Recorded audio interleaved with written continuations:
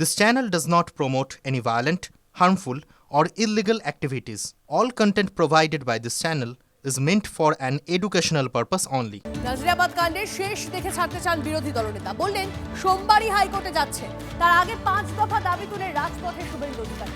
মৃতের পরিবার পিছু 50 লক্ষ টাকা ও একজনকে সরকারি চাকরি দিতে হবে। নরেন্দ্রপুর থানার আইসিকে সাসপেন্ড। দমকল মন্ত্রীর পদত্যাগের দাবিও বিরোধী দলনেতার। মিছিল থেকেই প্রশ্ন তুললেন, মোমো সংস্থার মালিককে গ্রেপ্তার নয় কেন? নাজিরাবাদ এখান থেকে মাত্র 10 কিলোমিটার দূরে। মমতা বন্দ্যোপাধ্যায় আসেননি।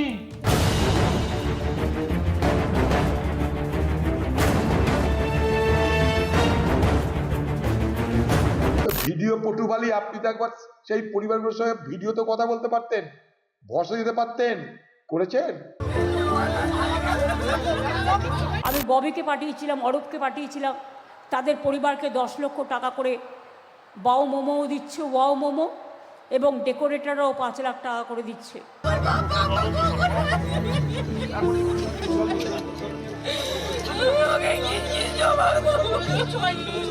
প্রায় 50 জন মৃত এবং নিখোঁজ মিলে মমতা বন্দ্যোপাধ্যায় আসেননি, আসবেন না। তার কারণ এরা সবাই হিন্দু। আনন্দপুরের নাজিরাবাদে পুড়ে খাক গোডাউন। এখনো পর্যন্ত উদ্ধার 25টি দেহাংশ। কিন্তু ভয়াবহ অগ্নিকাণ্ডে ঠিক কতজনের মৃত্যু? প্রতিবাদের আগুন জ্বলল রাজপথে। গড়িয়ার শীতলা মন্দির থেকে বাইপাস হয়ে নরেন্দ্রপুর থানা পর্যন্ত হাঁটলেন বিরোধী দলনেতা। তুললেন 5 দফা দাবি। আপনাদের দাবি আইসির সাসপেন্ড ছাড়া ফায়ার ব্রিগেড মিনিস্টারের পদত্যাগ, আইসি সাসপেন্ড, খেয়াদহ গ্রাম পঞ্চায়েতের বিরুদ্ধে ব্যবস্থা, মোমোর মালিককে গ্রেপ্তার, 50 লক্ষ টাকা ক্ষতিপূরণ, পার্মানেন্ট সরকারি চাকরি। 5 দফা দাবি তুলে রাজপথে প্রতিবাদের শুভেন্দু অধিকারী। সাংবাদিক বৈঠকে বসে পাল্টা জবাব তৃণমূল মুখপাত্র। কি এটা শোক? এটা শোক।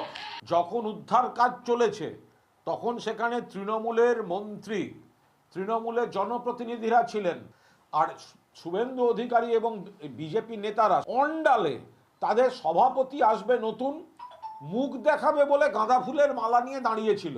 3 দিন বাদে এখানে গন্ডগোল করার ইচ্ছা হলো। মিছিলের ছবি হাতিয়ার কুণাল বাবু। তার আগেই আরেক ছবি বিরোধী দলনেতার হাতে। ঘটনার 4 দিন পর গ্রেফতার মোমো সংস্থার গোডাউনের ম্যানেজার এবং ডেপুটি ম্যানেজার। হাতে প্ল্যাকার্ড নিয়ে শুভেন্দু অধিকারীর প্রশ্ন, মোমো সংস্থার মালিককে ছাড় কেন? এই যে আসল নাটের গুরু ও মোমো, এর মালিকের সঙ্গে মুখ্যমন্ত্রী বিদেশে সরকারি টিমে, দেখুন প্রমাণ। শুভেন্দু অধিকারীর হাতে ছবি, নিচে লেখা ছবি কথা বলে। জবাবটা দিলেন কুণাল বাবু। কোনো বণিক বন্ধু চেনা সূত্রে কেউ যদি স্পেন বা বিদেশে কোথাও গিয়েও থাকেন, তার মানে এই নয় যে কেউ ভবিষ্যৎদ্রষ্টা যে তার 3 বছর বাদে তার কারখানায় আগুন লাগে। শুভেন্দু অধিকারীর দাবি 5 দফা। তার মধ্যে রয়েছে দমকল মন্ত্রীর পদত্যাগের দাবিও। দমকল মন্ত্রীর বক্তব্য, দায় রয়েছে ব্যবসায়ীরও। যে কোনো ঘটনা ঘটতে পারে। এই তো কিছুদিন আগে গোয়াতে একটা ঘটনা ঘটেছে, 25 জন মারা গেছে। গুজরাটে এর আগে ঘটনা, স্কুল বাড়িতে 25টা স্কুলে বাচ্চা মারা গেছে, দিল্লিতে মারা গেছে। তো হচ্ছে, অ্যাক্সিডেন্ট হতে পারে, কিন্তু সতর্কতা যারা ব্যবসা করে তাদেরও দায়ী দায়িত্ব আছে। দায়ী ব্যবসায়ীদের। দমকল মন্ত্রীর পদত্যাগ দাবি শুভেন্দু অধিকারী। আপনার যদি লজ্জা থাকে, পদত্যাগ করে গলায় গামছা দিয়ে ওই পরিবারগুলোর কাছে ক্ষমা চান। কিন্তু যেভাবে পদত্যাগ দাবি করা হচ্ছে, কারণ না, সে তো অনেক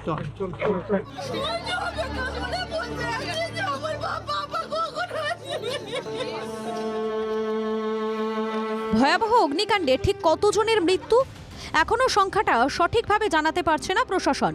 27 জনের নামে থানায় নিখোঁজ ডায়েরি করা হয়েছে। আর আনন্দপুরের নাজিরাবাদে চারিদিকে হাহাকার, সঙ্গে পোড়া গন্ধ। Bureau report, TV9 Bangla. Anandpur আগুনে পুড়ছে রাজ্য রাজনীতি। কেন নাজিরাবাদে যাননি মুখ্যমন্ত্রী? প্রশ্ন তুলে সুর চড়ালেন শুভেন্দু অধিকারী। মুখ্যমন্ত্রীর নির্দেশে প্রয়োজনীয় সব পদক্ষেপই করেছে প্রশাসন। পারিপার্শ্বিক পরিস্থিতি দেখেই অভিযোগ করা উচিত, পাল্টা তো কুণালের। মমতা বন্দ্যোপাধ্যায় তার বাড়ি যেখানে আগুন লেগেছে নাজিরাবাদ, এখান থেকে মাত্র 10 কিলোমিটার দূরে। মমতা বন্দ্যোপাধ্যায় আসেননি। মমতা বন্দ্যোপাধ্যায় চা চক্রে গেছেন, সিঙ্গুরে গেছেন, এপাং ওপাং ঝপাং করেছেন। আমরা সবাই কোলা ব্যাং বলেছেন, আমরা সবাই ড্যাং ড্যাং বলেছেন। প্রধানমন্ত্রীকে আক্রমণ করেছেন, সিঙ্গুরে গিয়ে সরষা ছড়িয়েছেন, স্কুলের বাচ্চাদেরকে পচা বিরিয়ানি খাইয়ে জোর করে তুলে এনেছেন।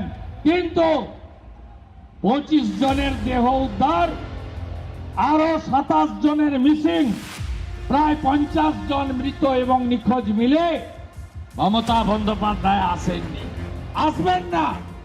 তার কারণ এরা সবাই হিন্দু। হিন্দুদের জন্য সরকার নয়, এ সরকার জামাতিদের সরকার। এটা কোনো কাজের কথাই নয়। ওখানে মুখ্যমন্ত্রী সর্বশক্তিতে পুলিশ প্রশাসন, দমকল, যেখানে যা যা ছিল সমস্তটা নামিয়েছেন। এবং ওখানে যেহেতু একটা অগ্নিকাণ্ডের ঘটনা, ফরেনসিক তদন্ত চলছে এবং বিভিন্ন ছাইয়ের মধ্যে থেকে উদ্ধারের কাজ চলছে, ফলে এগুলো এই ধরনের অভিযোগ করার আগে পারিপার্শ্বিকতা, ইনসিডেন্টের ক্যারেক্টার, পরিস্থিতি, প্রশাসন কি করছে সেগুলো ভেবে করা উচিত। আনন্দপুরে ভয়াবহ অগ্নিকাণ্ডে মৃতদের পরিবারের পাশেই কেন্দ্র। প্রধানমন্ত্রীর ত্রাণ তহবিল থেকে মৃতদের পরিবার পিছু 2 লক্ষ টাকা আর্থিক সাহায্য। অগ্নিকাণ্ডে জখমদের জন্য 50,000 টাকা আর্থিক সাহায্য। সোশ্যাল মিডিয়ায় পোস্ট প্রধানমন্ত্রীর দপ্তর। অত্যন্ত দুঃখজনক ঘটনা। মৃতদের পরিবারের প্রতি সমবেদনা জানিয়েছেন প্রধানমন্ত্রী। অগ্নিকাণ্ডে জখমদের দ্রুত আরোগ্য কামনা করেছেন তিনি। এদিকে আনন্দপুরের নাজিরাবাদে পোড়া 2 গোডাউনের সামনে দাঁড়িয়ে প্রশাসনকে কাঠগড়ায় তুললেন রাজ্যপাল। প্রশাসনকেও এই ঘটনার দায়িত্ব নিতে হবে। আগে উপযুক্ত পদক্ষেপ করলে এই ঘটনা ঘটত না। গোডাউনের মালিক থেকে প্রশাসন প্রত্যেকেই অগ্নিকাণ্ডের জন্য দায়ী। নাজিরাবাদে পৌঁছে মন্তব্য সিনি আনন্দ বোসের।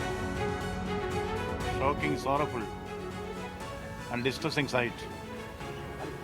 Precious human lives have been lost in the fire. All the stakeholders are involved in this. Particularly the law enforcement authorities should own up the responsibility.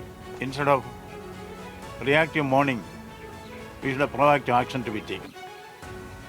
Before, during and after a fire, there are certain steps that should have been taken, which has not been taken in this case. That is what resulted in the fire. Supervision should be there. The basic tenet of safety is that accidents are not accidental. There should be a human factor behind it. We cannot allow this to continue. Soft state cannot be allowed in this kind of cases. Soft state means the rules are there, law is there, but law is not enforced properly. That soft state, that syndrome is what is we are seeing in here. The repeated incidents like this happening in many other parts of the state. This cannot be allowed to continue any further.